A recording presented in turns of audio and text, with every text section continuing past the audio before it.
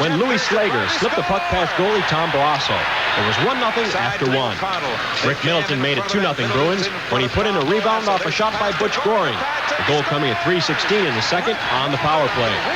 The Sabres got on the scoreboard when defenseman Mike Ramsey skated along the boards and flicked the puck past goalie Doug Keens. The goal at 14 minutes of the second, Ramsey's 8th of the season. Then John Tucker tied it up at 2 when he carried the puck into the Boston end and put in a backhander off of Frank Simonetti's stick. Tucker's 19th goal of the season, and it was 2-2 after 2. Buffalo took the lead in the third when Paul Sear deflected a shot by Phil Housley. The score at 5:10 on the power play, and it looked like Buffalo was finally in business. But a minute and a half later, Tom Fergus tied it for Boston, the puck just easing under Barrasso's pad, and this one would go into overtime. The Sabres have yet to win one in OT this year, and last night was no exception. Content to play for the tie, Buffalo had the checking line on the ice, and Boston went on the attack. After missing a breakaway, the Bruins won it on a deflection by Dave Reed, just 56 seconds into the extra session. The thing is, at home, you want to come out with a little better effort. We were getting bumped off the puck. They were forechecking us quite well. And, you know, we just can't make any more excuses. We have to turn it around. You know, you get against a pretty good team in overtime, you usually take a lot more chances and try to beat them. But tonight, it hasn't been working for us in overtime. We've had a lot of ties, though, so it's not that bad, but we just can't seem to get the big win in overtime. This is Bob Kaczynski reporting for Eyewitness Sports.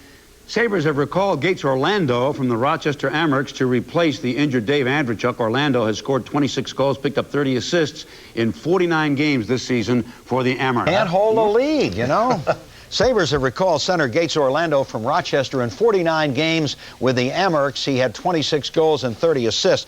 The Sabres cannot stand prosperity. They gave up another lead, lost another game last night. This one to the Bruins at the Aud. It cost them first place in the division. We have the highlights of that game. Louis Slager from Morris Lukowicz, who does a nice job behind the net there to get the puck out to Slager, and Boston had a 1-0 lead in the game. And then Tom Barrasso making a nice stop here on Crowder, right in front of the net, got a shot away. Rick Middleton alone in the crease. Why is he alone there? It was 2-0 on the power play, his 26th, and then Doug Keens led in what I thought was a soft goal. Mike Ramsey letting that one go, his 8th, to make it 2-1 in favor of Boston. And then John Tucker got his 19th. Hanuverta knocking down the puck at the blue line, something the Sabres haven't been doing, and a nice play by Tucker to tie it up at 2-2. And then in the third period, the Sabres went ahead on a power play goal by Paul Sear, his 22nd from Housley and Davis, and you said, well, we're finally going to win one. Was not to be. Tom Fergus got his 28th goal, knocking in his own rebound after Ramsey had blocked the shot right there. That makes it 3-3, and then referee Kenny Fraser ruled no goal when the net came off the magnets. It looked like Boston had the winner there. Harry Sinden was not very happy about that, as you can see on the bench, but he was happy in the overtime. Watch David Reed skate between Schoenfeld and Fenves there, and then deflect in his own the shot by Mike Milbury, and the Sabres lose it by a score of 4-3. Here comes the winner, and after the game, this comment from Dave Maloney. We could have and we should have, but we didn't, and that's the bottom line. We were outplayed. We were running low on excuses. This time of the year, we had gone into the last 10-game segment hoping that we could get our game together, and we can't, on one hand, afford to get terribly down about this one, but we have to think about it. And coming in our building, coming off a decent effort on Friday night, you'd expect a little better than that.